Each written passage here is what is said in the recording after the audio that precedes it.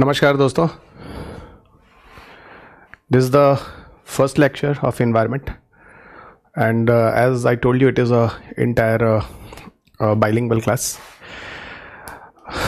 In this introductory class even I would like to tell you regarding the environment और as you people know very well कि ये जो पूरा bilingual course है जो मैंने डिज़ाइन किया है it will be equally beneficial for the Hindi English both students और ये पूरी तरह से अपडेटेड है।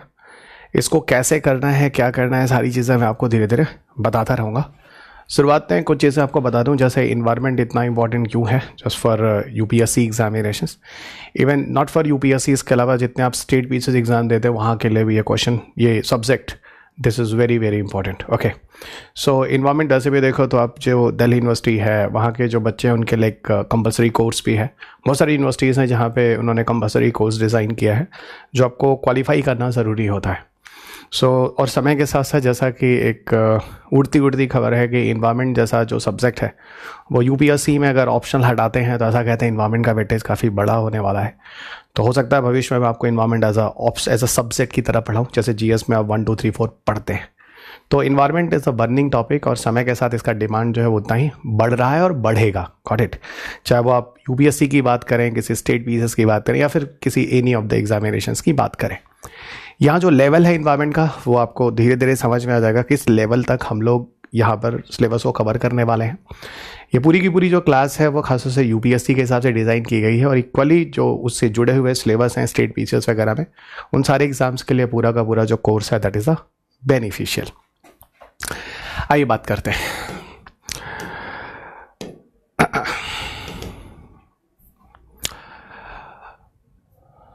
This is a Telegram channel जो मैंने आपको बार बार बोला है, यहाँ से आप जुड़े रहें regarding the updates of coming courses या कमिंग जो करेंट्स वगैरह की क्लासेस होती हैं, ठीक है, उसके सारे अपडेट्स के लिए आप टेलीग्राम चैनल पर रहें। फेसबुक पेज, इंस्टाग्राम और यहाँ तक कि यूट्यूब चैनल पर जहाँ सारी क्लासेस मेरी अपलोड होती हैं वो भी आपको स्क्रीन पर दे रखा है। और इसके अलावा कोर्सेज के लिए आपको पता ही है कि पूर्वांचल IAS एप्लीकेशंस पर जाकर आप सीधे कोर्सेज को ले लेंगे, ठीक है। So this is the exclusive programme जो हम यूपीएससी प्रीलिम्स और मेंस को यहाँ पे डिस्कशन करने वाले हैं और इन्वायरमेंट के पूरे सब्जेक्ट को देख कर चलेंगे।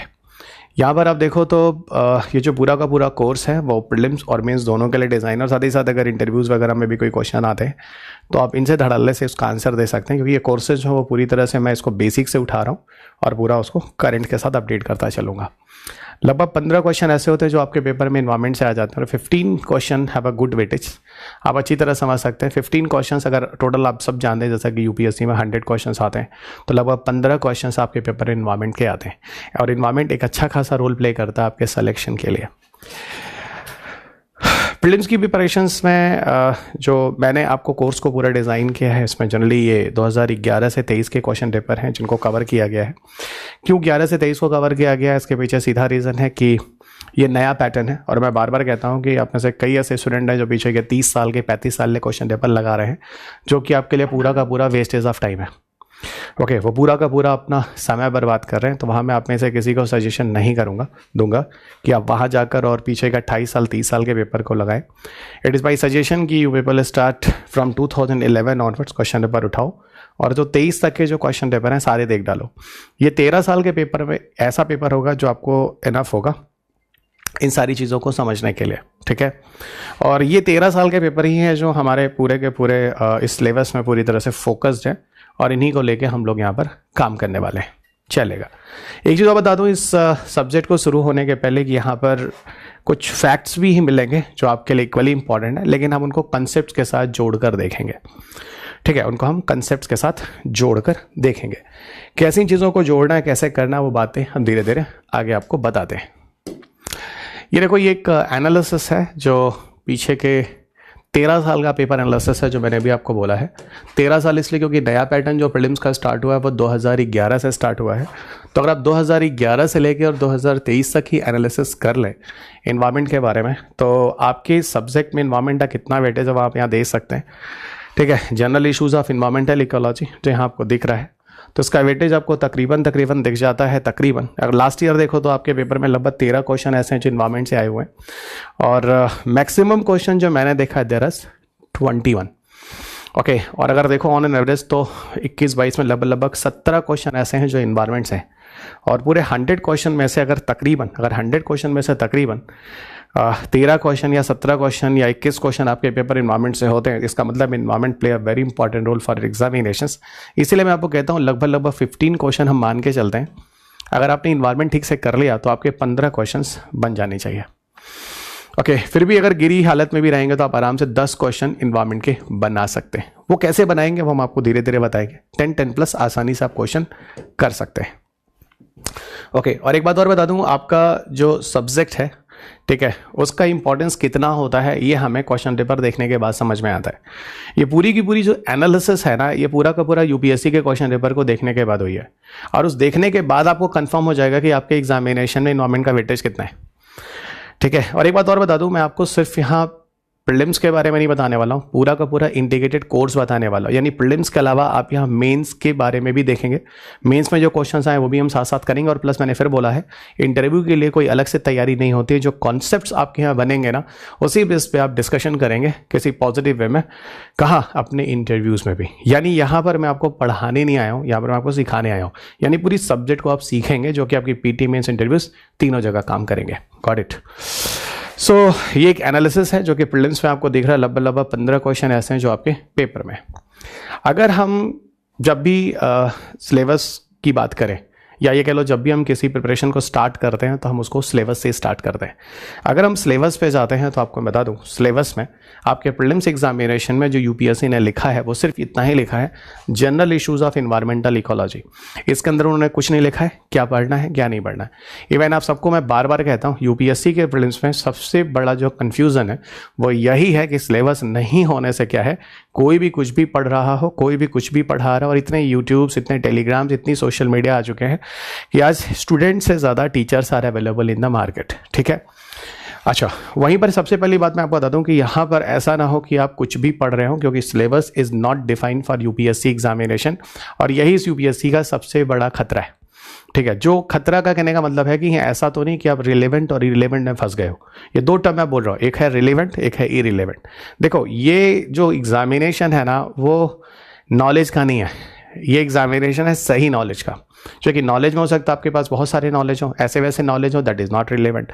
आपने बहुत सारे स्टूडेंट्स को ऐसा देखा होगा जो यूपीएससी की तैयारी कर रहे होंगे। ठीक है, आपने बहुत सारे स्टूडेंट को ऐसा देखा होगा जो यूपीएससी की तैयारी कर रहे होंगे, लेकिन आपको यही नहीं पता चल रहा होगा कि वो जो तैयारी कर रहे हैं, गॉट इट, वो जो तैयारी कर रहे हैं उनमें कितना प्रोडक्टिव है, उन्हें इस चीज़ के बारे में पता ही नहीं चलता। ठीक है, तो वही बात मैं कह रहा हूँ कि ऐसा ना हो कि आपके 1 अटैम्प्ट, 2 अटैम्प्ट, 3 अटैम्प्ट खत्म हो जाए और 3 अटैम्प्ट के बाद जाके पता चले यार पढ़ना क्या था और पढ़ रहे था क्या। ठीक है, इसीलिए सबसे पहले मैं आपको ये बता दूं कि आपको अपने सब्जेक्ट के सिलेबस को समझना होगा, और अकॉर्डिंग टू सिलेबस के बाद जो मतलब अबाउट यूपीएससी डिमांड क्या उसको समझना होगा। अगर आपने सिलेबस और डिमांड समझ लिया ना तो UPSC is a cup of T, किसी के लिए डिफिकल्ट नहीं होने वाला है। आप आसानी से इस 15 क्वेश्चन में से 10+ बना सकते हैं। ठीक है, झूठ मैं बोलता नहीं, फेंकने की आदत नहीं है, इसलिए मेरी क्लास में तो आपको पढ़ना पड़ेगा। और ना मैं वो टीचर हूँ जो ये कहता हूँ कि 40 पन्ने की नोट्स पढ़ लो और आपका यूपीएससी हो जाता है। ठीक है, अगर 40 पन्ने के नोट्स पढ़ने से आपका यूपीएससी हो जाता तो सिर्फ आप ही का नहीं हो जाता, सबका हो जाता। ठीक है, आपने कई लोगों को ऐसा देखा होगा जो आपके फ्रेंड्स वगैरह होंगे जो पीछे कई सालों से, है ना, फ्रेंड्स या कोई सीनियर होगा जो 6-6 साल से अटैम्प्ट दे रहा होगा और एक बार भी प्रीलिम्स क्वालिफाई नहीं हुआ होगा। और कुछ ऐसे लोग भी होंगे जो एक ही बार में जाकर यूपीएससी क्वालिफाई करके चले आते हैं। तो यहाँ सबसे बड़ी चीज़ है अंडरस्टैंडिंग की। ये मैं इसलिए बता रहा हूँ क्योंकि ये चीज़ आ गई है, शुरुआत हो गई है। जो हम यूपीएससी की तैयारी कर रहे हैं, यहाँ पर जब हम इन्वायरमेंट की बात कर रहे हैं तो इन्वायरमेंट में सबसे बड़ा खतरा क्या है, इन्होंने सिलेबस ही नहीं दिया। और अगेन आई रिपीट, ये सिर्फ इन्वायरमेंट के केस में भी नहीं है, इसके पहले आपने मेरे साइंस एंड टेक की क्लासेस भी पूरी की हुई हैं। उन साइंस एंड टेक के कोर्सेज में भी जो पूर्वांचल एस एप्लीकेशन अपने पूरे कोर्सेज देखें, वहां पर भी ऐसा है मित्र, वहां पे भी सिलेबस नहीं है, वहां पे भी उन्होंने जनरल साइंस से लिखा है। तो ये जो इन्होंने जो प्रीलिम्स के साथ जो यूपीएससी ने जो खिलवाड़ किया है, खिलवाड़ इसलिए किया है क्योंकि यूपीएससी बहुत ही मैच्योर बच्चों को चाहता है, और जिसको ये चीज़ें समझ में आ जाएंगी वो इन हो जाएगा, नहीं तो आप 6 अटैम्प्ट तक अपना प्रीलिम्स देते ही रहेंगे। ठीक है, तो आपके पेपर में सबसे पहली बात जो आपका सिलेबस है वो यही लिखा हुआ है, general issues of environmental ecology. कितना मासूमियत सा सिलेबस है ना, general issues of environmental ecology. लेकिन जब आप क्वेश्चन पेपर देखेंगे तो क्वेश्चन का लेवल जनरल इश्यूज टाइप का है ही नहीं, वो भी मैं आपको दिखाऊंगा। मैं डरा नहीं रहा, मैं समझा रहा हूँ। ओके, मैं डरा नहीं रहा, मैं समझा रहा हूँ, क्योंकि अगला नंबर आपका है। आप देखो बच्चों, यहाँ पर मैंने क्या किया है, ठीक है, आपके जो पेपर के क्वेश्चन पेपर आए, ठीक है, उनके हिसाब से मैंने पूरे सिलेबस को डिफाइन किया है। मैं यूपीएससी के सिलेबस को अकॉर्डिंग टू क्वेश्चन पेपर 13 साल के पेपर के एनालिसिस करके जो प्रीलिम्स का है और 10 साल का जो मेंस के पेपर के एनालिसिस है उसके बेसिस पर जाकर मैंने जो रिजल्ट निकाला उसमें पूरे के पूरे 9 यूनिट्स ऐसे आते हैं, याद रखना कुल 9 यूनिट्स ऐसे हैं। अगर आप ये 9 यूनिट्स ठीक से कर लेते हैं, ठीक है, 9 यूनिट्स आप ठीक से कर लेते हैं तो आपके 100% क्वेश्चन जो होते हैं वो यूपीएससी के इन्हीं 9 यूनिट से होते हैं। अब बात ये होती है 9 यूनिट्स कौन कौन से हैं उस पर बात करते हैं। इन्हीं 9 यूनिट्स को अगर आप देखो तो यहाँ आपको यूनिट आपके सामने दिख रहा है। जैसे पहला basics of ecology and it's related concepts, यानी बेसिक कंसेप्ट जो इकोलॉजी का है वो यहाँ देखेंगे और साथ साथ यहाँ पर बहुत सारे ऐसे बेसिक कंसेप्ट्स के साथ उसके इंट्रोडक्शन टर्मिनोलॉजीज होंगे जहाँ पे यूपीएससी अच्छे खासे क्वेश्चन पूछता है, जिसमें बहुत सारे चैप्टर्स मैंने डिवाइड किए हैं। इन सारे चैप्टर्स को हम लोग कवर करेंगे। जैसे इंट्रोडक्शन में इकोलॉजी क्या होती है, इकोलॉजिकल हायरार्कीज क्या होते हैं, है ना, इन सब चीज़ों पर बात करेंगे। पॉपुलेशन इकोलॉजी क्या होती है, कम्युनिटी इकोलॉजी क्या होती है, इस तरह की चीज़ों पर बात करेंगे। इसके अलावा इकोलॉजिकल फैक्टर्स क्या होते हैं, रिसोर्सेज क्या होते हैं जिसकी वजह से कोई भी ऑर्गेनिज्म किसी पर्टिकुलर जगह पर सरवाइव करता है, तो फैक्टर रिसोर्सेज पे जाएंगे। एनिमल्स और प्लांट्स के एडॉप्टेशंस पे भी बहुत सारे क्वेश्चंस आए हैं। अगर आप यूपीएससी का पेपर देखो, कभी हाइबरनेशन पे क्वेश्चन पूछता है, कभी पाइक्लोथर्म्स पे क्वेश्चन पूछता है, कभी बैट बी और रोडेंट्स पर क्वेश्चन पूछता है इस तरह। इसके अलावा जीरोफिटिक प्लांट्स में एडॉप्टेशंस क्या होते हैं, इस तरह के क्वेश्चन भी यूपीएससी खूब अच्छे खासे पूछता है। एक आध बार तो इन्होंने हेजहॉग वगैरह का क्वेश्चन 2022-23 में ही पूछ दिया था, है ना। ऐसा एनिमल जो ममूथ वगैरह जो होते हैं जो अपने बॉडी के शेप को बदल देते हैं, गॉट इट, किसी पर्टिकुलर एनिमीज से अपने आप को बचाने के लिए, इस तरह के क्वेश्चन जो हैं ये भी खूब सारे भरे हुए हैं। पॉपुलेशन इकोलॉजी में देखो तो आपके पेपर के मेंस में एक बार एक क्वेश्चन पूछा गया कैरिंग कैपेसिटी पर, वो भी आप में से काफ़ी लोगों को हवा ही नहीं लगा कि सर ये कैरिंग कैपेसिटी कहाँ आती है। अच्छा, एक चीज़ और है, जानते हो क्या होता है, जब यूपीएससी में ऐसा होता है जब आपको कोई क्वेश्चन समझ में नहीं आता है तो ये कह दिया जाता है ये करंट अफेयर्स का क्वेश्चन है, जिसको हम आम भाषा में कहते हैं जो क्वेश्चन को समझने में आपको हवा ही नहीं लगा। तो कैरिंग कैपेसिटी वगैरह के बाद जब हम लोग पॉपुलेशन ग्रोथ कर्व पढ़ते हैं वहाँ पे बच्चा हम लोग dn/dt = rn k - n/k वगैरह की बात करते हैं, जो अब कैरिंग कैपेसिटी को हम k से रिप्रेजेंट करते हैं। ये क्वेश्चन आपके यूपीएससी के मेंस में आ चुका है। घबराओ नहीं, ये सारे के सारे क्वेश्चन पेपर भी मैं आपको दिखाऊंगा, थोड़ा रुको। इसके अलावा कम्युनिटी इकोलॉजी में इकोटोन, एज इफेक्ट, सक्सेशंस, इन पर भी क्वेश्चन पूछे गए हैं।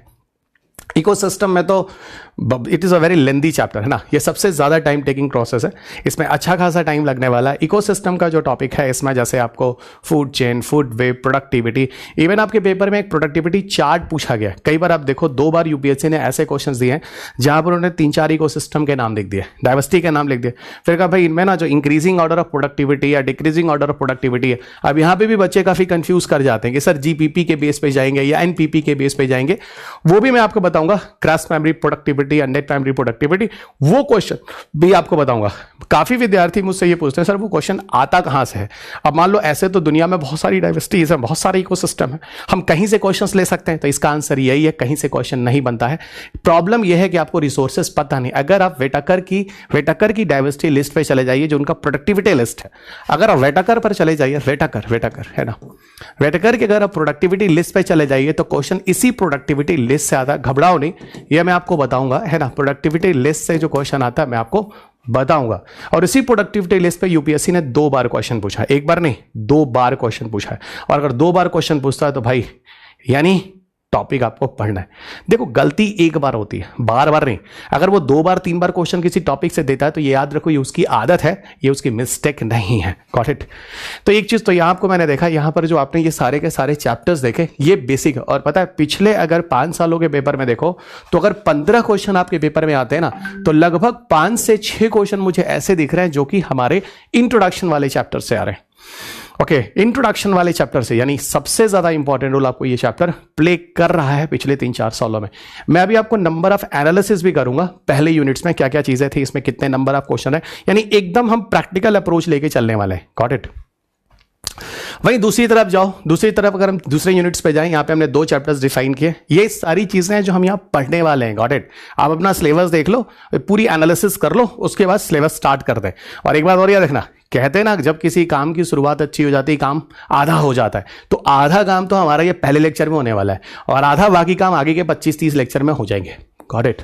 और याद रखना 15 क्वेश्चंस का है ये इंपॉर्टेंस, यानी हर क्वेश्चन 2 नंबर का होता है, यानी लगभग 30 मार्क्स आउट ऑफ 200 में से 30 मार्क्स है। मैं बार बार कहता हूं, अगर आप साइंस एंड टेक है ना, और इसके अलावा इन्वायरमेंट अगर आप ठीक से कर लेते हैं, दोनों मिलाकर आपके पेपर में 30 से 35 क्वेश्चन हो जाते हैं आउट ऑफ 100 में से।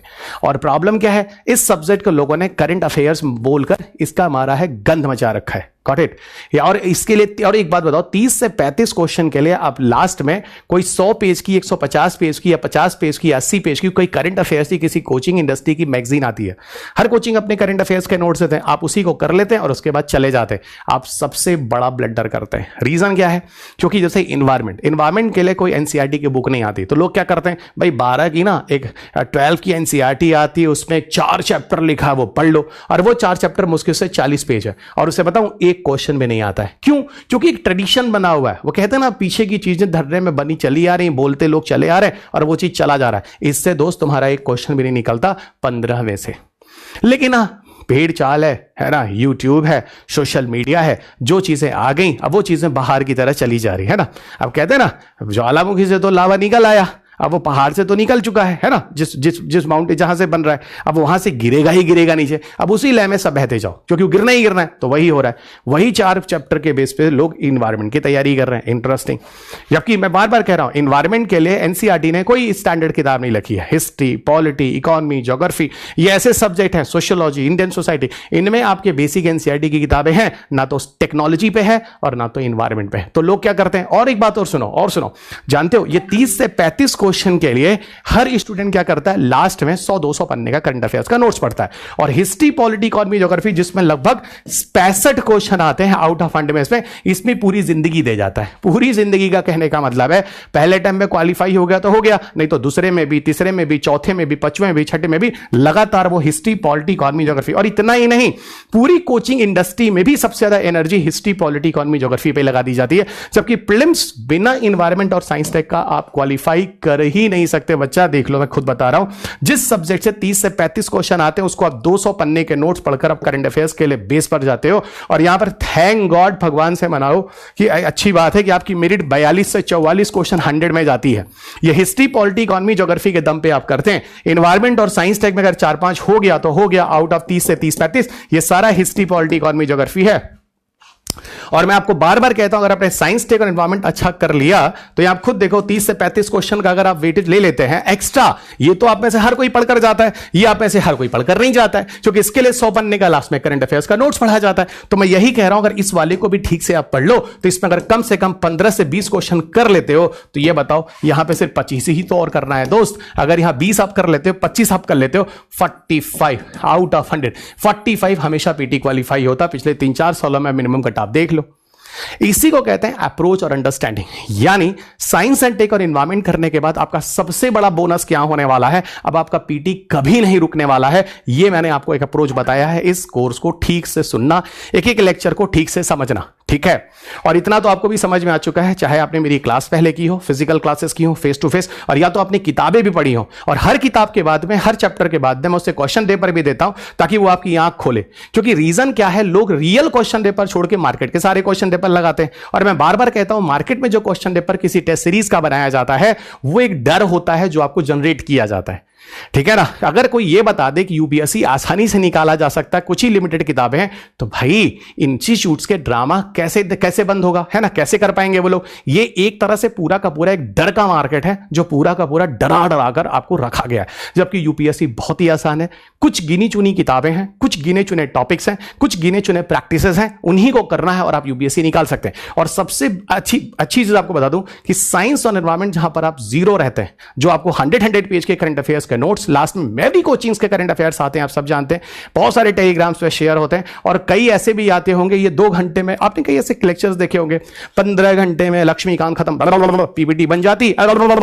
ये जमाना नहीं है। UPSC as a what, UPSC have a need of concepts. जब तक आपको कांसेप्ट की अंडरस्टैंडिंग नहीं होगी, आप यूपीएससी छू नहीं पाएंगे। यहां पर प्रीलिम्स के क्वेश्चंस के लिए रटने की जरूरत नहीं है। अगर आपके पास कांसेप्ट है ना, तो कांसेप्ट के दम पर आप पीटी के क्वेश्चन खुद आइडेंटिफाई कर लेंगे। यही चीजें हैं जो मैंने आपको साइंस एंड टेक में पहले सिखाई हैं, और यही चीजें हैं जो मैं आपको यहां एनवायरमेंट में समझाने वाला हूं। और सुनो, ठीक से सुनना एक एक लाइन को जो मैं बोल रहा हूं, ठीक है। अब देखो, अब जैसे यूनिट 2 पर जाते हैं। यूनिट 2 में हम लोग क्या बात करने वाले हैं? Climate change. क्लाइमेट चेंज के साथ यहां पर क्लाइमेटिक पैरामीटर्स भी हैं। अब क्लाइमेट चेंज में बहुत सारी चीजें हैं, ग्लोबल वार्मिंग है, ग्लोबल डिमिंग है, ग्लोबल कूलिंग है, एसिड रेन है, इस तरह की चीजें आ जाएंगी। आर्टिफिशियल रेन से किस तरह की दिक्कतें होती हैं, ये लॉट ऑफ टॉपिक्स। अब जैसे क्लाइमेटिक पैरामीटर्स पे जाओ, बहुत सारे टर्म्स हैं। कार्बन सिक्वेस्ट्रेशन आ जाओ, कार्बन फुट प्रिंटिंग आ जाओ, है ना, ये कार्बन स्पेस पे आ जाओ, है ना, कार्बन ऑफसेटिंग पे आ जाओ, इस कार्बन टैक्स पे आ जाओ। ये इस तरह की चीजें जो क्लाइमेटिक पैरामीटर्स में, यानी क्लाइमेट को आइडेंटिफाई करने के लिए जो हमारे पेपर में क्वेश्चन पूछे जाते हैं, ठीक है। कभी जियोलॉजिकल सिक्वेस्ट्रेशन पे क्वेश्चन पूछा जा रहा है, कभी टेरेस्ट्रियल सिक्वेस्ट्रेशन पे पूछा जा रहा है, इसी को हम लोग कार्बन सिंक भी कह रहे हैं। इस तरह के क्वेश्चन आपके पेपर में ये सारे के सारे यूनिट 2 के इन चैप्टर्स में कवर किए गए हैं। फाइन, अगला देखो, अगला जो चैप्टर है that is unit number 3। Unit number 3 में सिर्फ एक ही चैप्टर है जो आपको पढ़ना है, जिसका नाम है environmental movement organisation, international cooperation and laws in the world. करीब करीब 50 के आसपास आपको यहां पर इंटरनेशनल कॉन्फ्रेंस सबमिट्स करके मैंने दिया हुआ ट्रीटीज वगैरह के साथ, और इसमें बहुत सारे आपको बताऊं एनजीओ वगैरह भी पढ़ने होते हैं, है ना, बहुत सारे आपको एनजीओ वगैरह भी पढ़ने होते हैं, और इन्हीं सब के साथ आप लोग को यहां पे पूरी की पूरी तैयारी करनी है। Got it? पहली चीज मैंने बताई। अब जरा समझो यहां पे ठीक है। अब यहां पर जो environmental movement organisation, international cooperation, जैसे आप लोगों ने बहुत सुना होगा Kyoto protocol, Montreal protocol, Cartagena protocol, Nagoya protocol, ये जो इस तरह की बातें आप करते हैं ना, जैसे टैरिफ क्या है ना, इस तरह की जो चीजें हैं ना, जैसे जोहान्सबर्ग कन्वेंशन क्या है, ये सारे के सारे क्वेश्चंस आपको इसी टॉपिक में मिलते हैं, ठीक है। और ये बताऊं, ये पूरे इन्वायरमेंट का सबसे टफेस्ट चैप्टर माना जाता है। मैं आपको पहले बता देता हूं, आपको बोला इसमें लगभग 50 के आस। अभी जैसे एक दिन मैंने क्वेश्चन पूछा, अच्छा ये बताओ, आप लोग हॉटस्पॉट की बात बार बार करते हैं, ऐसी बातचीत में, जैसे साइंस एंड टेक में भी कई बार हॉटस्पॉट वगैरह आ जाता है कई जगह।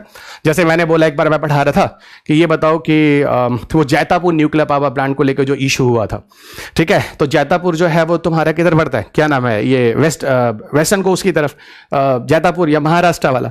तो मैंने पूछा ये बताओ जैतापुर को लेकर प्रोटेस्ट क्यों हुआ, तो काफी बच्चे जानते थे, उन्होंने बोला सर वो वेस्टर्न घाट का एरिया है, और वेस्टर्न घाट का एरिया जो हमारा इंडिया का हॉटस्पॉट है। तो मैंने कहा ये बताओ हॉटस्पॉट कौन डिसाइड करता है, किस बेसिस पे ये, जबकि हॉटस्पॉट का क्वेश्चन पेपर देखो, यूपीएससी ने बोला इन 6 ऑप्शन दिए। आप सारे पेपर जब लगाऊंगा आप देखोगे, उन्होंने कहा भाई ये बताओ इन 6 ऑप्शन में से कौन सा ऐसा पैरामीटर है जिसके बेसिस पर किसी एरिया को हम हॉटस्पॉट डिसाइड करते हैं, इनमें से कौन से 3 पैरामीटर सही हैं, ठीक है ना। अभी मान लो वही हॉटस्पॉट पूछते कि ये बताओ हॉटस्पॉट के लिए हॉटस्पॉट को डिसाइड कौन करता है कि ये पर्टिकुलर एरिया जो होगा हॉटस्पॉट होगा, बच्चे साइलेंट। क्यों? क्योंकि वो 100 पन्ने का करंट अफेयर्स पढ़ के आ रहे हैं, ठीक है। यही क्वेश्चन जब यूपीएससी पूछ रहा है तो आंसर करना था, एक एनजीओ है जिसका नाम है कंजर्वेशन इंटरनेशनल। बस यही चीजें तो मैं बताने आया हूं, और आप कहोगे कंजर्वेशन इंटरनेशनल है ना, इसका मतलब ये करंट अफेयर्स का होगा। अब यही तुमको हम कैसे समझाएं कि लैक ऑफ नॉलेज है, नहीं तो कंजर्वेशन इंटरनेशनल कोई आज एनजीओ थोड़ी ना आया है, ये तो बहुत पुराना है, कई डिकेड पुराना है। तो कंजर्वेशन इंटरनेशनल आपने कभी पढ़ा ही नहीं, तो आप बोलोगे पक्का ये किसी करंट अफेयर से होगा। एक ये भी प्रॉब्लम है जो यूपीएससी में क्या चल रहा है, अगर आपने कोई चीज नहीं पढ़ी तो वो करंट अफेयर्स का होगा। आप ये नहीं कह रहे कि हमारा जो रिसोर्स है वही भी मिनिमम है, वही उसमें शॉर्टेज है, उसमें कमी है, इसलिए यहां पर सुधारने की जरूरत है। यही तो मैं आपको समझा रहा हूं, और इस पूरे के पूरे कोर्स में जो आपको चीजें पहले बता रहा हूं, यही वो चैप्टर है यहां पर कवर होने वाले हैं। और देखो, पहले सब्जेक्ट को समझो। प्रॉब्लम क्या है, सब्जेक्ट समझ आया नहीं, सब्जेक्ट देखा नहीं, है ना, हवाबाजी में काम हो रहा है, और सब कोई है बहुत जल्दीबाजी में। नई जनरेशन के साथ सबसे बड़ी चीज ये है, क्योंकि ये 14 घंटे में लक्ष्मीकांत की किताब पढ़ने वाली जनरेशन है कि नहीं। इसको यहां तक कि जब मैंने लक्ष्मीकांत सर से मिला, मैंने कहा सर ये बताओ आपने कितने दिन में लक्ष्मीकांत अपनी किताब लिखी, तो उनको कई साल लग गए। मैकग्राहिल के वो भी ऑथर है, ठीक है, जो मैंने सुनने में आया। अब पता क्या चल रहा है, लक्ष्मीकांत सर की किताब जो 10 साल 15 साल में वो किताब लिख रहे हैं, और कितने साल तक वो किताबें मार्केट में आके उसकी रिव्यू हो रहे हैं, उसको रिन्यू किया जा रहा है, उसमें अपडेट किया जा रहा है। 15-20 साल में जाकर किताब इस लेवल पे पहुंची है, ठीक है, जिसको आप 14 घंटे में खत्म कर लेते हैं। जबकि एक एक पेज को समझने में कई जगह को जो बच्चे समझदार हैं, जो यूपीएससी क्वालिफाई कर चुके हैं, मैं उनकी बात कह रहा हूं, एक एक चैप्टर को समझने, एक एक पेज को समझने में कभी कभी 4-4 घंटे लग जाते हैं। ये सारा जो ड्रामा चल रहा है ना, ये ड्रामे की वजह से ही मेरिट जो है वो कम होती जा रही है। यानी अगर मैं ये अपने एनालिसिस करूं तो यूपीएससी और आसान हो गया है, क्योंकि पढ़ने वाले लोगों की संख्या कम हो गई है और जल्दीबाजी वालों की संख्या कम ज्यादा है। इसलिए आप में से जितने भी बच्चे अच्छे तरीके से सीरियसली पढ़ रहे हैं, वो 14 घंटा 15 घंटा 50 पन्ने का नोट्स है ना पढ़ के पूरा सिलेबस खत्म करने वाले लोगों के लिए यूपीएससी जो है वो टफ है। इसलिए टफ है, और इसलिए भी बता दूं क्योंकि इनकी संख्या ज्यादा है। इसीलिए मेरी बात याद रखो, यूपीएससी में कंपटीशन समय के साथ कम हो रहा है, क्योंकि मेहनत करने वाले लोग, पढ़ने वाले लोग, सब्जेक्ट को समझने वाले लोग कम होते जा रहे हैं। और याद रखना है मेरी लाइन, नॉलेज जो होता है ठीक है, नॉलेज जो होता है वो किताबों से होता है, नोट्स से नहीं। ये मेरी लाइन आपको समय आने पर बताएगी, ठीक है, ये प्रूफ भी करेगी। आइए अगला यूनिट देखिए, अगला यूनिट क्या कह रहा है, अगला यूनिट यूनिट 4 में यहां पर different regulatory bodies, laws and acts in India. एक बार तो 3-4 साल पहले डिफरेंट तरह के लॉज और एक्ट्स पे जो इंडिया में है, प्लास्टिक पोल्यूशन एक्ट, इलेक्ट्रॉनिक जो पोल्यूशन होते हैं, इन सब पे उठाकर यूपीएससी ने 5 से 6 क्वेश्चन एक साल में ही डाल दिया था। अभी मैं आपको दिखाता हूं यूनिट 4 पे नंबर ऑफ क्वेश्चन की एनालिसिस भी यहां पर मैंने की है। इसमें बहुत सारे टॉपिक्स हैं, डिफरेंट रेगुलेटरी बॉडी जो इंडिया में है, इन्वायरमेंटल प्रोटेक्शन कौन कौन से हो रहे हैं, जैसे इंडिया में मेन मिनिस्ट्री कौन सी, MOE of NCC, ministry of environment, forest and climate change. वैसे ही इन्वायरमेंटल लॉज एंड एक्ट जो अभी बोल रहा हूं सबसे इंपॉर्टेंट, जिसमें एक साल तो 5-5, 6-6 क्वेश्चन अकेला इसी चैप्टर से आ गया। Environmental movements on various environmentalist of India, अब जैसे चिपको मूवमेंट है, बलियापाल, फिलहाल यूपीएससी में इस तरह के क्वेश्चंस नहीं आते, पर यही टॉपिक अगर आप जाके देखो तो ये आपके स्टेट पीसेस में भरे हुए हैं, ठीक है। अगला इन्वायरमेंटल इंपैक्ट असेसमेंट। अब देखो इन्वायरमेंटल इंपैक्ट असेसमेंट अभी मैं आपको दिखाता हूं, इस चैप्टर का इंपॉर्टेंस प्रीलिम्स में 0 है। मतलब अगर आप 2011 से 2023 तक के प्रीलिम्स के पेपर देखो तो इस टॉपिक से क्वेश्चन प्रीलिम्स में 0 आ रहे हैं। और लेकिन हां, इस टॉपिक से अगर आप 11 से 23 का पेपर देखो तो कम से कम 3 टाइम्स यानी 3 बार आपके मेंस में क्वेश्चन पूछा गया। इसका सीधा मतलब है कि अगर हम इन्वायरमेंटल इंपैक्ट असेसमेंट की तैयारी कर रहे हैं इस चैप्टर का, तो हमें कहां जाना होगा, हमें इसका मेंस के हिसाब से तैयारी करनी होगी। इस पे यूपीएससी ने प्रीलिम्स में आज तक एक भी क्वेश्चन नहीं दिया। क्वेश्चन पेपर की अगर अंडरस्टैंडिंग हो जाती है तो UPSC is the cup of tea. Fine, अब देखो इधर अगला चैप्टर है pollution and solid waste management. इसमें भी भाई दोस्त मैं आपको बता दूं क्वेश्चन भरे हुए हैं, किसी साल 3-3, 4-4 क्वेश्चन है, किसी साल 1-1 क्वेश्चन है। हाँ, लेकिन एक आध क्वेश्चन आते जरूर है इस टॉपिक से। अच्छा, पोल्यूशन भी कोई एयर पोल्यूशन, वाटर पोल्यूशन पे नहीं आता है, वो जमाना गया। वो पोल्यूशन आता है भैया, थर्मल पोल्यूशन बताओ, भैया स्टील पोल्यूशन बताओ, भैया बेंजीन पोल्यूशन बताओ, है ना। इस तरह के क्वेश्चन यूपीएससी में दिए जाते हैं। आप क्या है, आप आज भी वाटर पोल्यूशन, एयर पोल्यूशन उसी में मरे जा रहे हैं। क्वेश्चन का जो तरीका है पूछने का कहां जा चुका है पिछले 10-12 सालों में, लेकिन आप उसी ट्रेडिशनल चीजों पर बहे जा रहे हैं, ठीक है। अच्छा, ये पोल्यूशन सॉलिड, इस पे यहां तक सॉलिड वेस्ट मैनेजमेंट में 3-4 साल पहले मेंस का भी क्वेश्चन आया था कि भाई सॉलिड वेस्ट मैनेजमेंट के कौन कौन से तरीके होते हैं, इंसिनरेशन, पल्वराइजेशन, पायरोलिसिस, ठीक है। इस तरह के सारे टॉपिक्स हैं जो आपको यहां कवर करना होगा। अगला आ जाओ, देखो ये वाला जो चैप्टर है ना, जिसको हम बायोम्स, नेचुरल वेजिटेशन, फ्रोस्टिक रीजन कहते हैं, एक्चुअल में ये पोर्शन जो होता है ये कवर होता है ज्योग्राफी में, है ना। ये पूरा कवर होता है। इसके लिए आपको क्लाइमेट जानना होगा, सॉइल जानना होगा, उसके बेसिस पर जाके ये पूरा का पूरा चैप्टर जो होता है वो कवर होता है। Got it. अब सुनो, इसमें देख लो क्या क्या आता है। बायोम्स आता है, बायोग्राफिकल जोन्स आता है, नेचुरल वेजिटेशन आता है, फ्लोस्टिक रीजन ऑफ इंडिया आता है। ये मैं आपको सिलेबस समझा रहा हूं, समझ लो पहले, ठीक है। वो प्रीलिम्स का सिलेबस जो यूपीएससी ने कितनी मासूमियत के साथ लिखा हुआ है, जनरल अवेयरनेस ऑफ, है ना, इन्वायरमेंट साइंस वगैरह, उसी का देखो मैं बृहद सिलेबस आपको दिखा रहा हूं, डिटेल सिलेबस। अगला देखो बच्चों, इधर आओ, है ना, इधर आओ दोस्त। अगला से यूनिट देखो, यूनिट 8। यूनिट 8 में क्या है, biodiversity conservation species recovery programme in India. इसमें भी एक बहुत बड़ा खेला क्या होता है, स्टूडेंट्स एग्जाम देकर आते हैं, आने के बाद कहते हैं सर इस बार एक ऐसी स्पीसीज का नाम आ गया जो हमारे सर के ऊपर चला गया। सर हमने किसी भी कोचिंग इंस्टीट्यूशन में करंट अफेयर्स का नोट्स नहीं छोड़ा, हमने सारे पढ़े थे, लेकिन सर उससे स्पीसीज ही नहीं मिला। प्रॉब्लम क्या है, आप गवर्नमेंट की IDWH स्कीम तो पढ़े ही नहीं है ना, जहां से यूपीएससी ने क्वेश्चन बनाया। पहले इसमें कुल 21 स्पीसीज के नाम, तब इन्होंने 2 और बढ़ा के कुल 23 के आसपास कर दिए। अगर यहां देखो तो आपके पेपर है, फिर 13 साल में बार बार इन्हीं सबसे क्वेश्चन रिपीट होता है। तो प्रॉब्लम क्या है, आपके रिसोर्सेज की प्रॉब्लम है। देखो फिर मैं कह रहा हूं, पढ़ने के लिए रिसोर्सेज कम नहीं है, लेकिन वही बात हो गई कि वो उसमें क्या रिलेवेंट है और क्या इरिलेवेंट है। अगर ये चीजें आपको समझ में आने लगे कि स्पीसीज रिकवरी प्रोग्राम जो भारत का है, जो IDWH है, यहां से क्वेश्चंस आते हैं, तो आई डोंट थिंक सो आप में से किसी को यहां पर कोई दिक्कत होगी, ठीक है। रिसोर्सेज और अंडरस्टैंडिंग, अभी जैसे देखो प्रोडक्टिविटी चार्ट पे क्वेश्चन आ रहा है, एक बार नहीं 2-2 बार आ रहा है, स्टूडेंट्स को पता ही नहीं चल रहा, हवा ही नहीं लग रहा, फिर ये किसी करंट अफेयर्स होगा। अरे भाई, अगर किसी ने आपको बताया होता हम वेटेकर की लिस्ट पढ़ लें। प्रॉब्लम क्या है, गिनी चुनी 2-4 किताबें हैं इन्वायरमेंट में, उनमें वो चीजें दी नहीं है, तो उनमें अगर चीजें नहीं दी गई हैं तो पक्का करंट अफेयर्स होगा। दिक्कत यही है। अब इधर आ जाओ, अब इसमें क्या क्या पढ़ना है, बायोडाइवर्सिटी और conservation, wild life conservation initiatives, IUCN threatened species category, species recovery programme in India, और एक है ना ये टॉपिक, हाँ इनसे क्वेश्चंस होते हैं। इनसे वही क्वेश्चन जो सबसे टफेस्ट लोग बोलते हैं भैया सर पता नहीं किस स्पीसीज से क्वेश्चंस आ गए, सर के ऊपर चले गए। अगला देखो, एक यूनिट और है जिसको हम 9th यूनिट और लास्ट यूनिट कहते हैं, इसमें मिसलेनियस टॉपिक्स वगैरह की बात होती है, जैसे पर्माकल्चर, जिनोबायोटिक्स, ये सब भी कहीं किसी किताब में दिया नहीं, इन्वायरमेंट की जितनी भी किताबें हैं, लेकिन अभी यही किताब जाके उठा के देखो जो मैंने लिखी है, पर्माकल्चर वगैरह लिखा हुआ। और एक मिनट, पर्माकल्चर कोई करंट अफेयर्स का क्वेश्चन नहीं है मित्र, जो 2022-23 के आसपास पूछा जा रहा है। पर्माकल्चर जब प्रतिभा पाटिल प्रेसिडेंट थी, उन्होंने टाइम में भी 2012 के आसपास पर्माकल्चर मेंस में आया था। तो सर इसका मतलब 10 साल के बाद वो पर्माकल्चर का क्वेश्चन करंट अफेयर्स, 10 साल के बाद करंट अफेयर्स होता है? नहीं। प्रॉब्लम क्या है, आपने कभी पेपर देखा नहीं। प्रॉब्लम क्या है, आपने जो यूट्यूब पर क्लासेस सुनी है उसमें किसी ने ऐसा डिस्कशन किया नहीं कि 2022 में जो पर्माकल्चर किसी जमाने में मेंस का क्वेश्चन होता था, 10 साल के बाद वही पर्माकल्चर प्रीलिम्स में क्वेश्चन पूछा जा रहा है। यहां हवा ही नहीं लगा और आदमी कह रहा 10 साल के बाद ये करंट अफेयर्स का क्वेश्चन है। प्रॉब्लम क्या है, अब मैंने समझा दिया है कि आप करंट अफेयर्स क्यों बोल रहे हैं, क्योंकि आपको स्टैटिक कुछ पता ही नहीं है। अगर आपको स्टैटिक पता होता तो खुदे कहते सर 12 का मेंस का पेपर, प्रतिभा पाटिल की एक स्पीच आई थी उस जमाने में, ठीक है ना, उन्हीं का क्वेश्चन उठा के इन्होंने 22 में फिर रिपीट मारा है और इसको हम कह रहे हैं क्या, करंट अफेयर्स। ये 50 पेज का नोट्स पढ़ने वाले लोगों के लिए थोड़ी ना ये सब पर्माकल्चर का क्वेश्चन है। और सुनो, एक बार पढ़ो, ढंग से पढ़ो, ताकि एक बार में निकल जाए, क्योंकि आपके अगल बगल दोनों तरह के लोग हैं। 6 बार में पीटी नहीं निकालने वाले भी हैं और एक बार में सेलेक्ट होकर निकल जाने वाले भी हैं। चॉइस आपका है। ये है पूरा डिटेल एनालिसिस जिस पे मैं आपके साथ बहस कर रहा था। अब मैं आता हूं कंक्लूजन्स पे।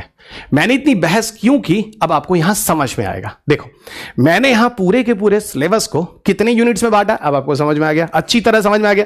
और आपको यह भी समझ में आ चुका कि किस किस यूनिट में क्या क्या चीजें आती हैं, उसका भी मैंने बेसिक छोटा छोटा डिस्कशन कर रखा है। अब जरा सुनो दोस्त, इधर देखो, है ना, इधर देखो बच्चा, इधर देखो, है ना। पहला यूनिट्स ये देखो, दूसरा, तीसरा, चौथा, पांचवा, छठवां, सातवां, आठवां, नौवां, वही जो मैंने अभी आपको दिखाया है। और इधर मैंने क्या किया, 2011 से उठाओ और 2023 तक के पेपर के एनालिसिस कर डालो। और यहां पर देखो, नीचे देखो क्या लिखा हुआ है। नीचे लिखा हुआ भाई इस पूरे के पूरे, है ना, 2011 में कुल नंबर ऑफ क्वेश्चंस कितने हैं सारे चैप्टर से मिला के, यहां 16 है और यहां लास्ट में कितना है, 13 है। ये मैंने अभी आपको दिखा दिया था। अब आप यहां पे अगर एनालिसिस करो तो क्या दिखता है सर, एकदम दिख रहा है 2023 में भी जो पेपर हुआ है 6, 4, 10, 11, 2, 13, 13 क्वेश्चन यूपीएससी ने यहां से पूछा। और यह भी दिख रहा है किस किस चैप्टर से कितने क्वेश्चन आए हैं।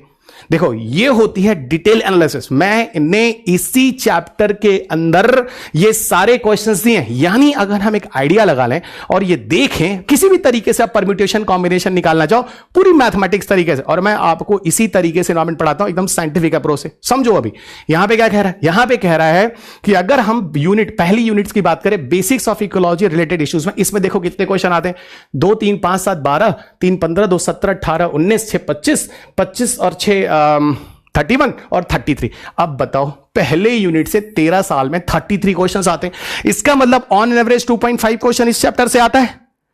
यही है बच्चा अंडरस्टैंडिंग, कि अगर हम इस चैप्टर को ठीक से कर लें। अब इस चैप्टर के अंदर क्या पढ़ना है वो मैंने पीछे बता दिया, जो 6 चैप्टर्स वो ठीक से पढ़ लो। और किया क्या है मैंने आपको बताऊं, जब ये 6 चैप्टर यूनिट 1 के खत्म हो जाते हैं, उसके बाद में मैंने 23 के, 22 के, 21 के, 20 में देखो ये भी क्वेश्चन नहीं आया। ऐसे क्वेश्चन सारे दे रखे हैं कि भैया इसको पढ़ने के बाद, मेरी क्लास सुनने के बाद ये सारे क्वेश्चन लगा लो। और आपको इसमें कुछ क्वेश्चन ऐसे मिलेंगे मित्र जो रिपीट और रिपीट भी हुए हैं, लेकिन स्टैटिक पढ़ना पड़ेगा ना।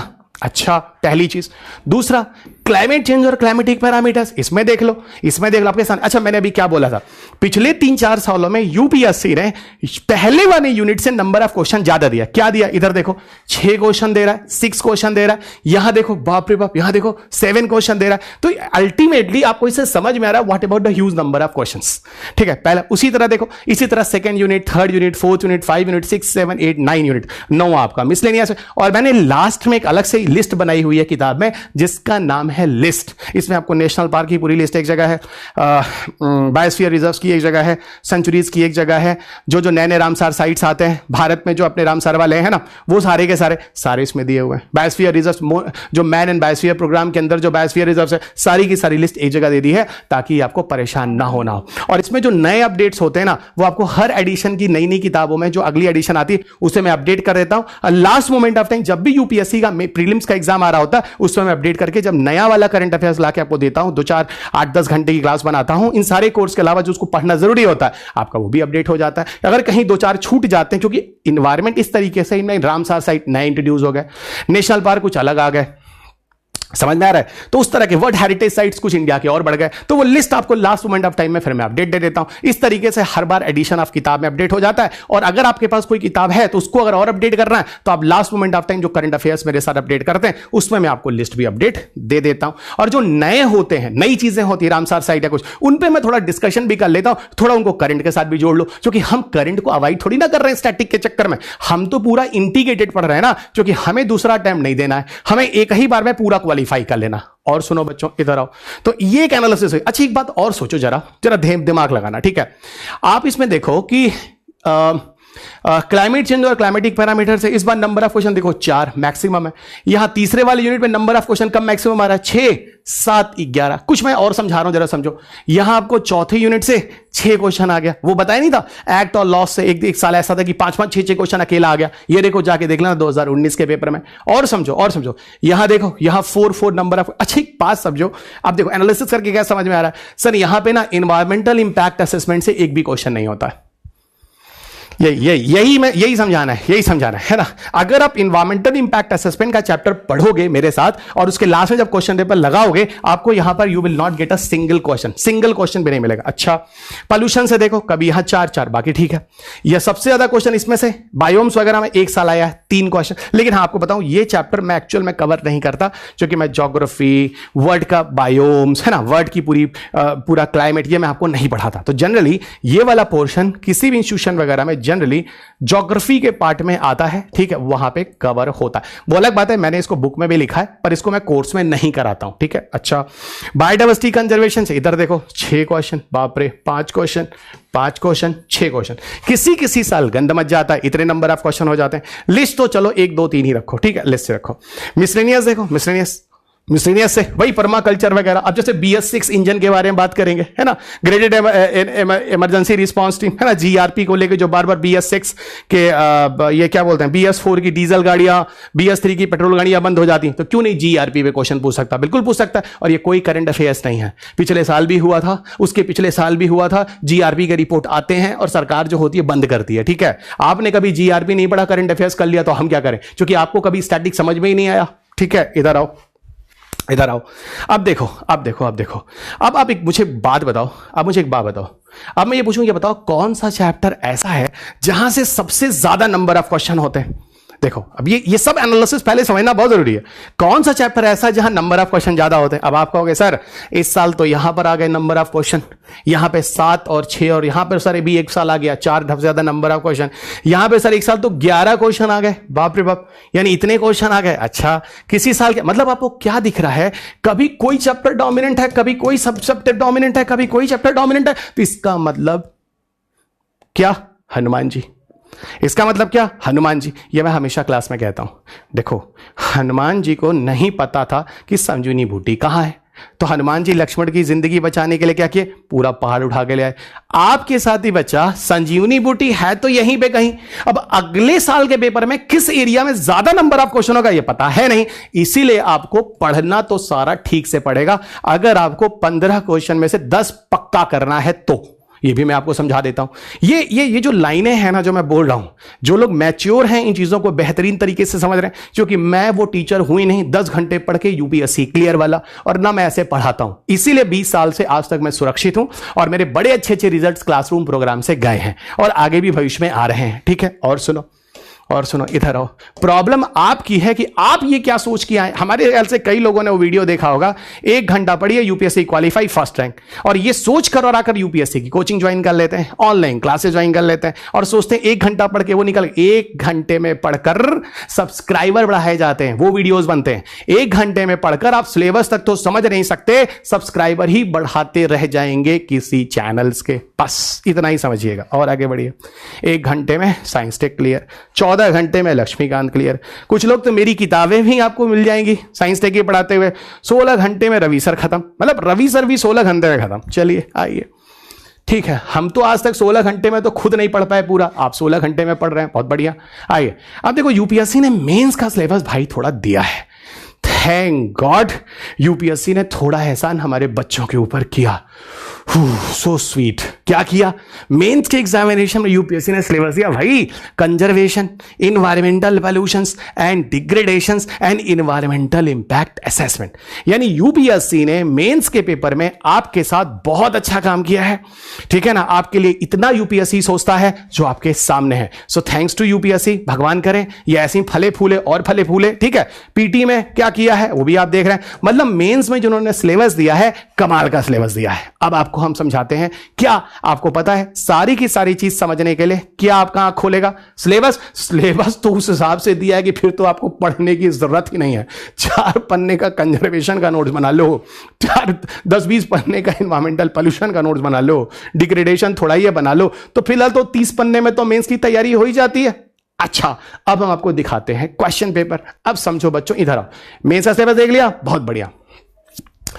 पीटी का क्वेश्चन पेपर मैं इस डिस्कशन में नहीं कर रहा, लेक्चर बहुत लेंदी हो जाएगा, 13 साल के लेक्चर्स है, लेकिन हाँ हर यूनिट से खत्म होने के बाद हर यूनिट्स के क्वेश्चन पेपर लेकर आऊंगा। यूनिट्स का मतलब ये होता है, आपको दिखाऊं, जैसे यूनिट 1 के मैंने 6 चैप्टर कवर करा दिया, ठीक है। उसके बाद ये 11 से लेकर 23 तक के सारे क्वेश्चन पेपर मैं डिस्कशन, और सुनो इन डिस्कशन वाले क्वेश्चन को वैसे भी मैं यूट्यूब पे फ्री अपलोड कर दूंगा।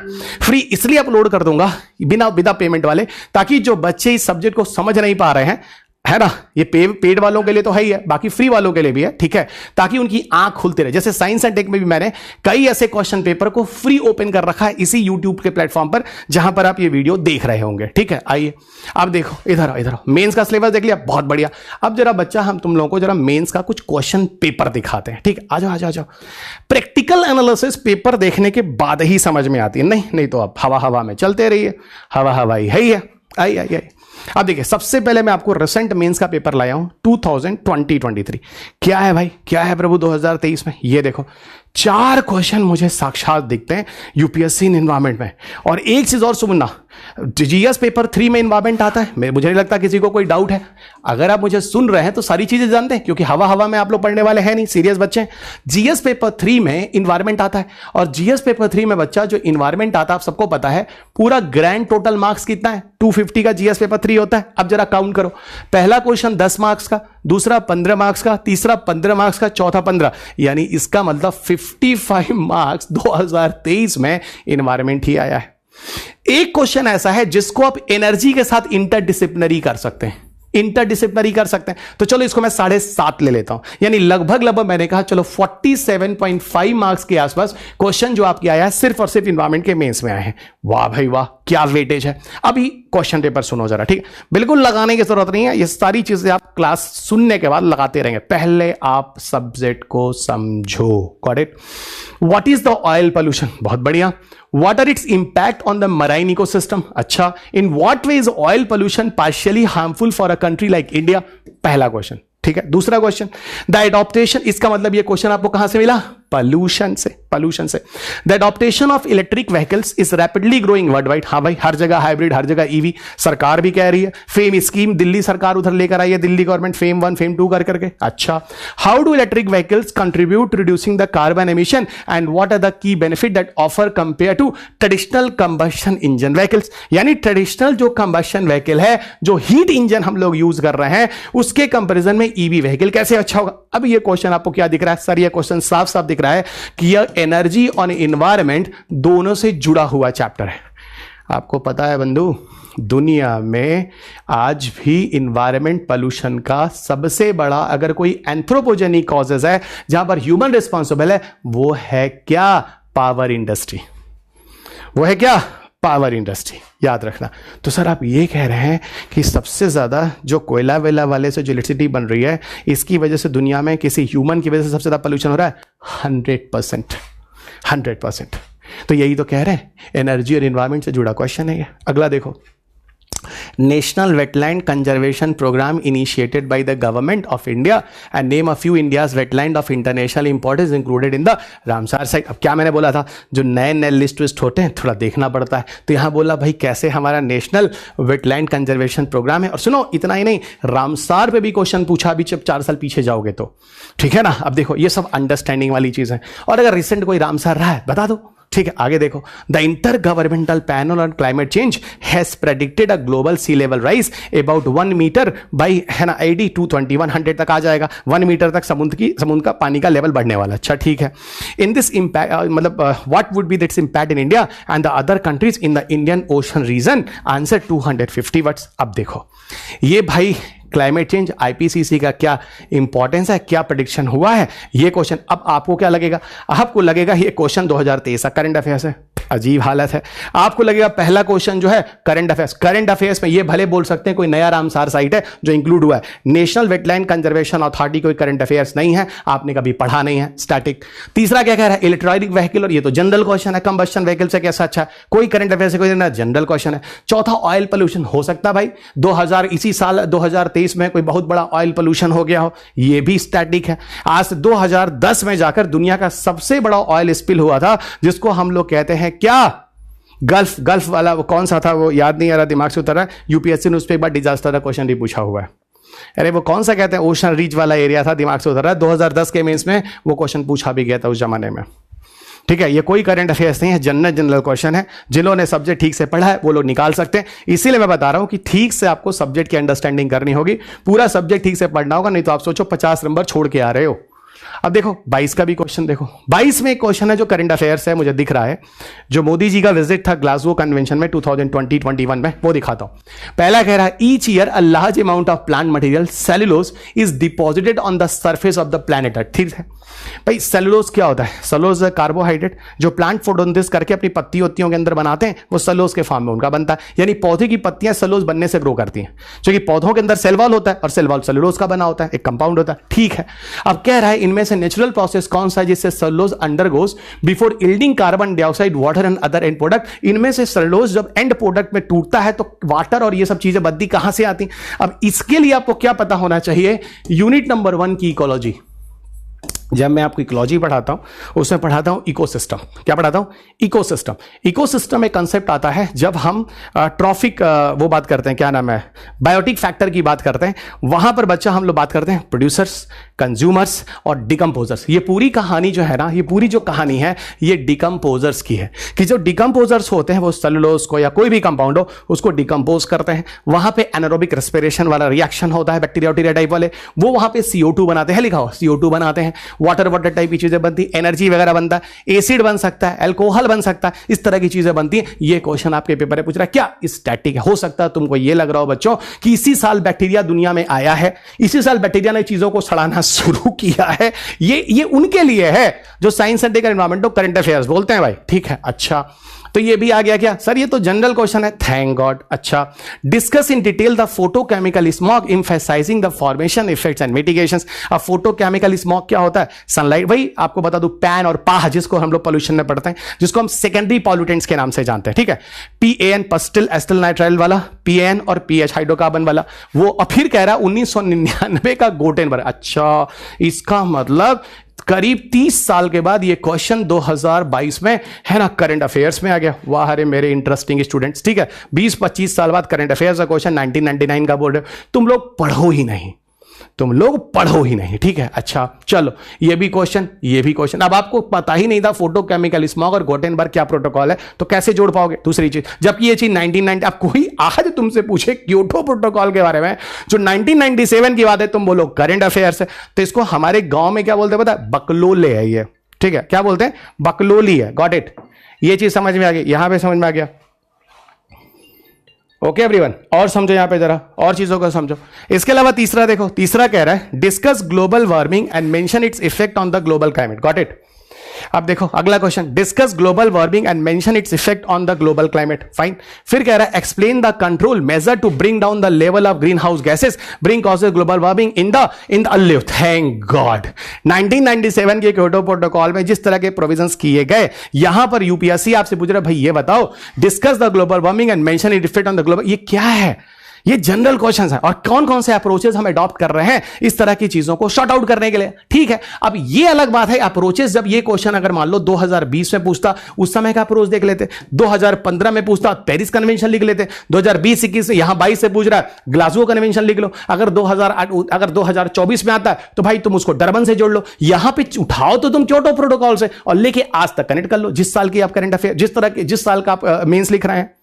Got it. और देखो सब के सब क्वेश्चन अंडर। अच्छा यहां देखो 10 नंबर 20 और ये 15 यानी 35 मार्क्स मेंस में, उसके पहले 55 मार्क्स। चल क्या रहा है इन्वायरमेंट से भाई, चल क्या रहा है इन्वायरमेंट से, देखो ना क्या चल रहा है। 21 का क्वेश्चन देखो क्या कह रहा है 21 में देखो 3 क्वेश्चन, मार्क्स जरा जोड़ो तो, मार्क्स जोड़ो दो, एक क्या 150 वर्ड्स एक मिला, 150 वर्ड्स एक मिला, 250 वर्ड्स आपका 15 मार्क्स होता है, 150 वर्ड्स आपका 10 मार्क्स होता है, ये 10 मार्क्स होता है, तो सर यहां भी 35 मार्क्स आ गए। चल क्या रहा है 35 to 40 यानी 35 2 साल दिख रहा है, यानी हम इस सब्जेक्ट को मान के चले कि हमारे पास 30 मार्क्स से 40 मार्क्स का क्वेश्चन आने वाला है, यानी इन्वायरमेंट का वेटेज 30 मार्क्स से 45 मार्क्स है। Got it. और जीएस पेपर 3 में आउट ऑफ 250 और साइंस एंड टेक को हमने कितना बोला था 50 to 60 मार्क्स से आउट ऑफ कितना 250, इसका मतलब मिनिमम 70 मार्क्स और मैक्सिमम 100 मार्क्स, यानी इन्वायरमेंट और साइंस टेक जो मैं आपको कराया हूं इसके बेसिस पर अब मेंस का 70 to 100 मार्क्स आउट ऑफ 250 में से तैयार कर सकते हैं। ये आपका क्या है, एक स्ट्रक्चर है जिन 2 सब्जेक्ट में मेरा रोल आपको दिख रहा है। Got it. और सुनो भाई, और सुनो। अब यहां देखो कह रहा है explain the purpose of green grid initiative, ठीक है। सस्टेनेबल एनवायरमेंट लाने की बात की जा रही है ग्रीन ग्रिड में, ठीक है, अच्छी बात है। यहां पर जितने भी सस्टेनेबल चीजें हो सकती है उनको अडॉप्ट करने की बात हुई है COP 26 ग्लासगो कन्वेंशन में, अच्छी बात है। इसके बारे में बताओ। हाँ ये मैं कहूंगा ये करंट अफेयर्स है, क्वेश्चन आया है 2021 में, डिस्कशन हो रहा है 2021 का, ठीक है ना। COP 26 में क्या चल रहा है। अच्छा अगला देखो, describe the key points of revise global air quality index. अच्छा ग्लोबल एयर क्वालिटी इंडेक्स जो पुराना था वो 2005 का था और जो रिवाइज हुआ है बच्चों WHO का 2021 में, वो मैंने किताब में 2021 में ही कर दिया था, ठीक है। इस पे क्वेश्चन पूछा गया। फिर इसमें कह रहा है कि हमारा इंडिया का जो नेशनल क्लीन एयर प्रोग्राम है ना, उसमें जो हमने स्टैंडर्ड्स किए हैं वो WHO और इसके साथ रिलेशन पूछ रहा है, जो WHO का इंटरनेशनल है और जो हमारा अपना इनके बीच में रिलेशन पूछ रहा है। दूसरा तीसरा क्वेश्चन कह रहा है describe the major outcomes of 26th session, describe the major outcome of 26 session of conference of the parties, है ना, यूएनएफसीसीसी। ये आपके सामने फिर कह रहा है भाई ये बता दो what are the commitment made by India in the conference. यहीं पर आप लोगों को बात हम लोग कर लेंगे, क्या कर लेंगे भाई, ये ग्लासगो वाला है, हमारे जो ऑनरेबल प्राइम मिनिस्टर वहां विजिट भी हुआ है, उनका जो पंचामित्र वगैरह कॉन्सेप्ट आए हैं लिख डालो और क्या सारा उठा के लिख डालो। तो सर इसका मतलब यहां के तीनों क्वेश्चंस हम लोग करंट अफेयर से जोड़ेंगे, 100% जोड़ेंगे। ओह तो सर इसका मतलब करंट अफेयर्स भी आता है। मैंने कहा बोला करंट अफेयर्स नहीं आता है, मैंने बोला करंट अफेयर्स भी आता है, मैंने नहीं बोला कि सिर्फ करंट अफेयर्स ही आता है, क्योंकि आप सिर्फ करंट अफेयर्स वाले हैं, ठीक है ना, आज सिर्फ करंट अफेयर्स वाले हैं। और एक मिनट और मैं भी आपको लास्ट मोमेंट ऑफ टाइम में जो करंट अफेयर्स देता हूं ये सारे कवर करता हूं। आप देखिए इस साल का COP 28 आपको मिल जाएगा, दुबई वाला कन्वेंशन मिल जाएगा, है कि नहीं। अब यही चीज है वो आपको अपडेट कर दूंगा। इधर आइए 2020 का क्वेश्चन क्या आ रहा है भाई, इधर देखो 2020 में। अच्छा अब क्वेश्चन के नंबर कम है, 21, 22, 23 में इन्वायरमेंट के क्वेश्चन भरे, यानी पिछले 3 साल से इन्वायरमेंट में नंबर ऑफ क्वेश्चन यूपीएससी ने बढ़ाना शुरू कर दिया। उसके पहले 2 और किसी साल तो एक ही क्वेश्चन है। क्या कह रहा है, how does the draft environmental impact assessment notification 2020, जो पहले वाले 2006 से अलग है, ठीक है, ये भी अपडेटेड है, ठीक है। What are the key feature of National Clean Energy Program Initiative by the Government of India? ये तो नेशनल क्लीन एयर प्रोग्राम जो है ये एक जनरल क्वेश्चन है जो आपको हमेशा जानना। NAQUs, national ambient air quality index, AQI, ये चीजें ऑलवेज इंपॉर्टेंट है। 2019 का क्वेश्चन देखो, यहां पर इन्होंने 2 क्वेश्चन पूछा। क्या पूछा, पहला कह रहे हैं कोस्टल सैंड माइनिंग। अब ये कोस्टल सैंड माइनिंग भाई जनरल क्वेश्चन है, और आपने देखा होगा सैंड माइनिंग को लेकर, है ना, यूपी में एक IAS ऑफिसर है, बड़ी पॉपुलर भी हुई है, ठीक है। अच्छा वेदर लीगल और illegal poses one of the biggest threats to our environment, analyse the impact of sand mining along the Indian coast, citing specific example. बात करेंगे इसको हम लोग वैसे देखेंगे, पता है कहां, इसको हम लोग मिसलेनियस चैप्टर में कवर करेंगे। Got it. Define the concept of carrying capacity. अभी मैंने क्या कहा था, अब ये आप कहोगे करंट अफेयर्स, अरे प्रभु ये इकोलॉजी के पॉपुलेशन वाले चैप्टर में आता है, और एक कैरिंग कैपेसिटी आज का नहीं है, बहुत पुराना है। जब मैं आपको पढ़ाता हूं, है ना, वो एक्सपोनेंशियल और लॉजिस्टिक ग्रोथ कर्व, वही मैं आपको कह देता हूं dn upon dt is equal to rn k minus n upon k, है ना। अब ये सब कभी सूर्य हो तब तो इसके लिए थोड़ा स्टैटिक पढ़ना पड़ेगा ना। और कहता हूं ये k जो है यहां पर क्या है, कैरिंग कैपेसिटी है, r जो है वो बायोटिक पोटेंशियल है। ठीक है, ये देखो carrying capacity of ecosystem relevant to an environment. Carrying capacity वही होती है जब कोई ऑर्गेनिज्म किसी इन्वायरमेंट को कंपनसेट कर लेता है, एडॉप्ट कर लेता है, वो उसकी कैरिंग कैपेसिटी कहलाती है। Explain how understanding this concept is vital while planning for the sustainable development of a region. ये चीज भी हो गई। और आगे बात करते हैं, देखो जरा, है ना, और आगे चलो 2018 पे आते हैं। फिलहाल इतने बहुत है, 19, 20, 21, 22, 23, है ना। ये 5 साल का क्वेश्चन देखो, बाकी में आपको 18 हो चाहे 17 हो, है ना, 17। अब यहां देखो 18 में देखो 4 क्वेश्चन पूछ रहे हैं, है ना, 4 क्वेश्चन पूछ रहे हैं। 17 में देखो, 17 में यहाँ पे एक ही क्वेश्चन पूछ रहा है। 17 में, 16 में देखो, 16 में आपको एक ही क्वेश्चन पूछ रहा है ना। 15 में आप देखो, 15 में एक ही क्वेश्चन पूछ रहा है, नमामि गंगे वगैरह उस टाइम का। और ये वो किताब है जो मैं बोलता हूँ, यानी कहने का मतलब है कि आपके पेपर में सब कुछ एक बैलेंस में करना है। ओके, आपके पेपर में सब कुछ एक बैलेंस में करना है। अगर आप सब कुछ बैलेंस में नहीं करेंगे तो अच्छा खासा 15 जो नंबर ऑफ क्वेश्चंस है वहां पे आप बड़ा वाला मिस करने वाले हैं, और बड़ा वाला मिस करने वाले हैं यानी आपका सिलेक्शन यहां पे इफेक्टेड होने वाला है।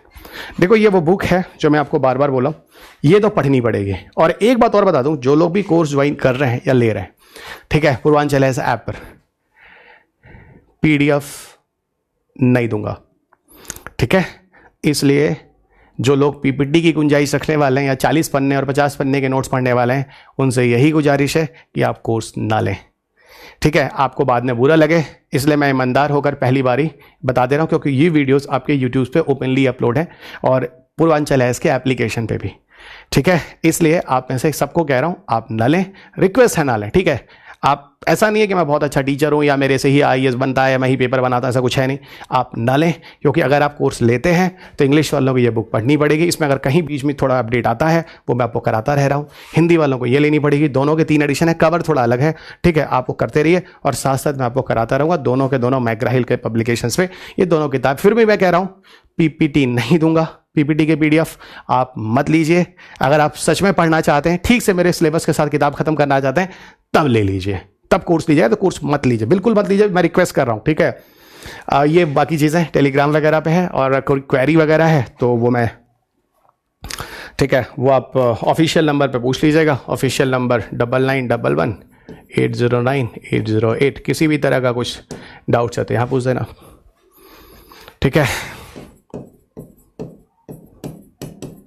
ये 2 नंबर हैं, इसमें से किसी को कोई डाउट है 6393641090, अब इनमें से अपने डाउट वाउट पूछ लीजिएगा। किसी भी तरह की क्वेरी हो व्हाट्सएप वगैरह करके ये देख लीजिएगा। This is the entire portion जो अब हम लोग श्री गणेश कर रहे हैं, ठीक है। और मैंने ये पहला लेक्चर जो बनाया है ये आपको समझा दिया है, ठीक है। इसी तरीके से हम लोग पूरे सिलेबस को ख़त्म करने वाले हैं। और रही बात, तो अगर आपकी डाउट्स होते हैं तो डाउट्स के लिए मैं आपके साथ पर्सनली किसी जूम वूम की क्लास से बैठ जाऊँगा, और आप पे कोई डाउट्स होते हैं, है ना। पर ये नहीं कि मैं हर क्लास में बैठूंगा, जहाँ जहाँ जेन्युइन डाउट होगा ग्रुप पे आप जुड़े रहेंगे, वो आप जुड़ते जाएंगे, बनते जाएंगे, और वहाँ पर आपके साथ डाउट्स डिस्कशन हो जाएंगे। तो this is overall about the syllabus, जो मैंने आपको समझा दिया, जो हम कवर करने वाले हैं। और ये भी बता दिया कि यहाँ हम पूरा विषय सीखने वाले हैं, 40 पन्ने का कोई कहानियाँ होने वाली है नहीं, और इसको बढ़िया से करेंगे। जितने भी लोग 25-25 के लिए भी जा रहे हैं, सारे के सारे लोग इन कोर्स को बढ़िया से सुनिए, किताब को खूब रिवीजन कीजिए।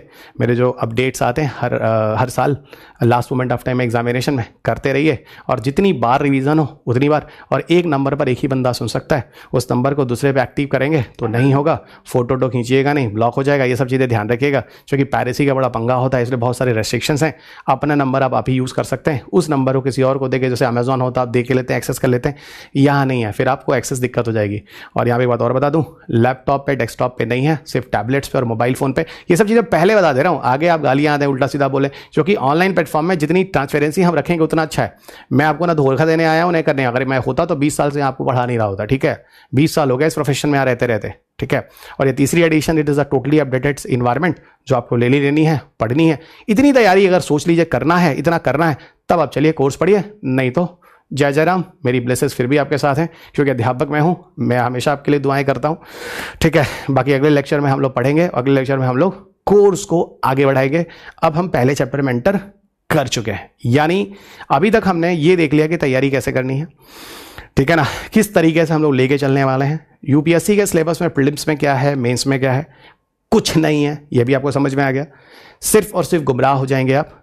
और ये भी समझ में आ गया कि 14 घंटे में या 50 पन्ने के नोट से ये टॉपिक हम आपको नहीं कराएंगे। हाँ, आपको हो सकता है कुछ लोग फ्री में दे दें यूट्यूब में, 20 घंटे में इन्वायरमेंट खत्म, आप वहाँ चले जाइए, वो ज़्यादा बेहतर होगा। ना पैसे बर्बाद कीजिए, पैसे ज़्यादा इंपॉर्टेंट है, समय बर्बाद मत कीजिए, ठीक है। चलो बच्चों, फिर अगले लेक्चर में आपके साथ फिर मुलाकात होगी। तब तक अपना ख्याल रखें, स्वस्थ रहें, खुश रहें, मस्त रहें, मुस्कुराते रहें। जय हिंद।